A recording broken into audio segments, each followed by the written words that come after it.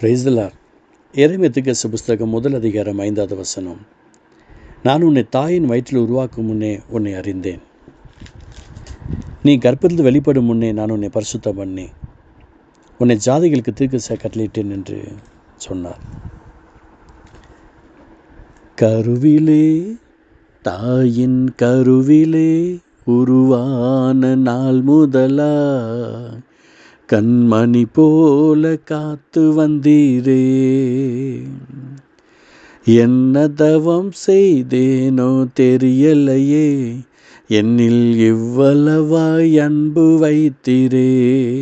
ஆராதிப்பேனா ஆராதிப்பேனா ஆயுள் நாளெல்லாம் ஆராதிப்பேனா.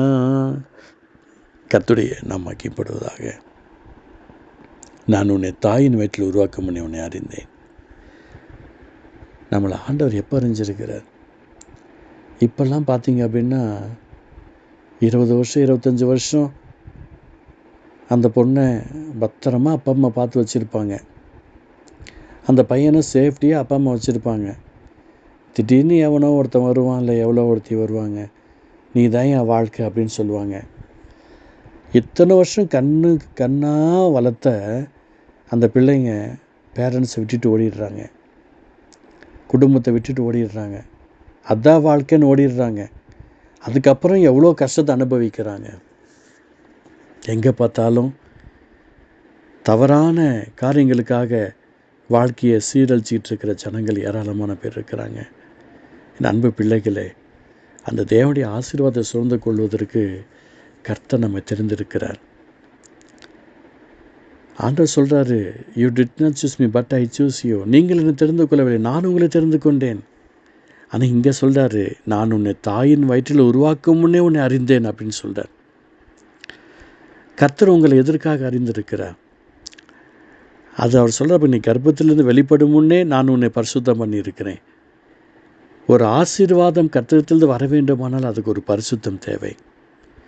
இந்த இடத்துல எரேமியா தீர்க்கதரிசியாக கர்த்தர் தாயின் கருவில் உருவாக்கும் முன்னே அழைச்சிருந்தாலும் அறிந்திருந்தாலும் எல்லாம் தெரிந்திருந்தாலும் அந்த தீர்க்கதரிசி பரிசுத்தமாக இருக்க வேண்டும் என்பது தேவசித்தமாக இருக்கிறது. உங்கள் குடும்பத்தில், உங்கள் பேங்க் பேலன்ஸில் உங்களுடைய தேவைகளில் கர்த்தர் அற்புதம் செய்யணும் அப்படின்னு சொன்னால் அதுக்கு ஒரு பரிசுத்தம் தேவை. நம்ம இந்த ஊழியத்தை செய்யணும் அப்படின்னு சொன்னால் அதுக்கு ஒரு பரிசுத்தம் தேவை. நம்ம ஜெபம் பண்ணுறது, பைபிள் படிக்கிறது, பாட்டு பாடுறது மாத்திரம் பரிசுத்தம் கிடையாது. அப்படி ஒன்று நம்மளை நாம ஏமாற்றிக்க கொள்ளக்கூடாது. நம்ம குடும்பத்தை கவனிக்கணும், அது ஒரு பரிசுத்தம். பேரண்ட்ஸுக்கு மதிப்பு கொடுக்கணும், அது ஒரு பரிசுத்தம். நம்முடைய டீச்சர்ஸுக்கு மதிப்பு கொடுக்கணும், அது ஒரு பரிசுத்தம். பரிசுத்தம் என்பது உடனே வேதத்தை வாசித்ததுனால நான் பரிசுத்தம், நான் உபவாசம் எடுத்தனால நான் பரிசுத்தம், நான் பாட்டு பாடுறதுனால பரிசுத்தம், காலைல டைமிங் எழுந்துச்சு நான் ஜெபம் பண்ணுறேன் அதுக்கு பரிசுத்தம், இதெல்லாம் அப்பெல்லாம் கிடையாதுங்க.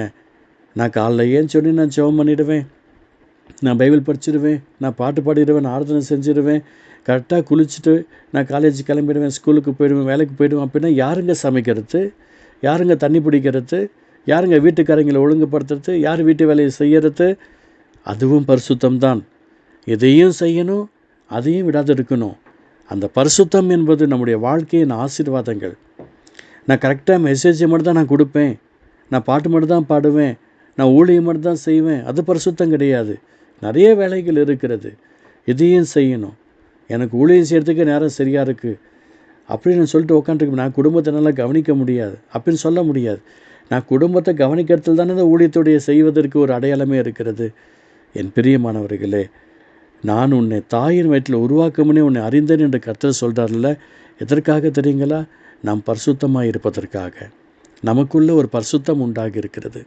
இந்த வேத வசனத்தின் பிரகாரமாய் 100க்கு நாம் கீழ்ப்படிந்து அந்த வார்த்தையில் இருக்கிற ஆசீர்வாதங்களை சொந்த கொள்வதற்கு நாம் பரிசுத்தமாக இருக்கணும். இந்த தினத்தில் நிறைய பேர் அந்த பரிசுத்தத்தை தவற விட்டுடுறாங்க. சிலர் நல்லா ஜெபிப்பாங்க, நல்லா ஆண்டவருக்காக கொடுப்பாங்க, ஆனால் வேலையை டைமிங்கு ஃபாலோ பண்ண மாட்டாங்க, எப்போதுமே லேட்டாக போவாங்க. ஏன்னா லேட்டாக தான் நான் வரேன் அப்படின்னு சொல்லுவாங்க. தப்பு. நீங்கள் பரிசுத்தமாக, உங்களுக்கு ஏன் இந்த பிரச்சனைகள் வருது தெரியுங்களா? நீங்கள் பரிசுத்தமாக இருக்கிறீங்க, ஆனால் ஏன் உங்களுக்கு இந்த மாதிரி வேதனைகள் வருது தெரியுங்களா? நீங்கள் பரிசுத்தமாக தான் இருக்கிறீங்க, ஏன் இந்த துன்பம் வருது தெரியுமா? நீங்கள் பரிசுத்தமாக இருக்கிறீங்க. உங்கள் டைமிங்கை கரெக்டாக ஃபாலோ பண்ணுங்கள், டைமிங்கு தூங்குங்க, டைமிங்க்கு எழுந்துடுங்க. நீங்கள் தூங்க போகிறது டைமிங்க்கு இருக்கும், ஆனால் தூங்குகிற நேரம் டைமிங்க்கு இருக்காது. அப்போ தான் மொபைலை பார்த்துக்கிட்டே இருக்கும், எண்ணங்கள் சிந்தனைகள் இலக்கங்களாக ஓடிக்கிட்டே இருக்கும். நம்மளை மாற்றிக்கணும். நம்முடைய பரிசுத்தத்தை நாம் காத்து கொண்டால்தான் எந்த நோக்கத்துக்காக அழைக்கப்பட்டிருக்கிறோன்னு அந்த நோக்கத்துக்குரிய ஆசீர்வாதங்களை வந்து சேரும். உங்களை கர்த்தர் எதுக்காக அழைத்திருக்கிறார்? நீங்கள் சம்பாதிக்கிறதுக்காக கர்த்தர் உங்களை அழைச்சிருக்கிறாருன்னு சொன்னால், நீங்கள் பரிசுத்தமாக இருந்தீங்கன்னா ஆட்டோமேட்டிக்காக உங்களுடைய சம்பாரத்தை நீங்கள் பார்க்க முடியும். நீங்கள் ஊழியத்திற்காக அழைக்கப்பட்டிருக்கீங்கன்னா என்ன ஊழியத்திற்கு என்று முதலாவது உங்களுக்கு தெரியும். அதுக்கு தேவை பரிசுத்தம். நீங்கள் ஊழியம் செய்கிறேன்னு சொல்லி ஓடிக்கிட்டே இருந்தீங்க அப்படின்னு சொன்னால் அதில் பரிசுத்தத்தை இழந்துடுவீங்க. பரிசுத்தமாக இருந்தால் தான் அடுத்த ஆசீர்வாதத்தை பார்க்க முடியும். என் அன்பு பிள்ளைகளே, ஆண்டவராகிய இயேசுவின் நாமத்தில் உங்களை நான் வாழ்த்துக்கிறேன்.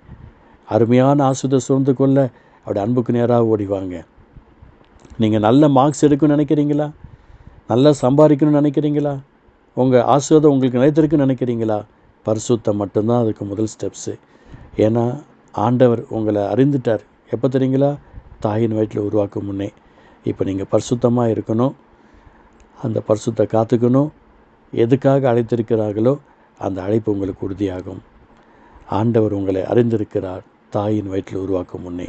அன்பு தகப்பனே, இந்த வார்த்தை மூலமாக கேட்டுட்ருக்கிற ஒவ்வொருத்தருக்கும் ஆசீர்வாதம் உண்டாகட்டும், ஒரு சேஞ்சஸ் உண்டாகட்டும். இயேசு மூலம் பிதாவே, ஆமேன், ஆமேன்.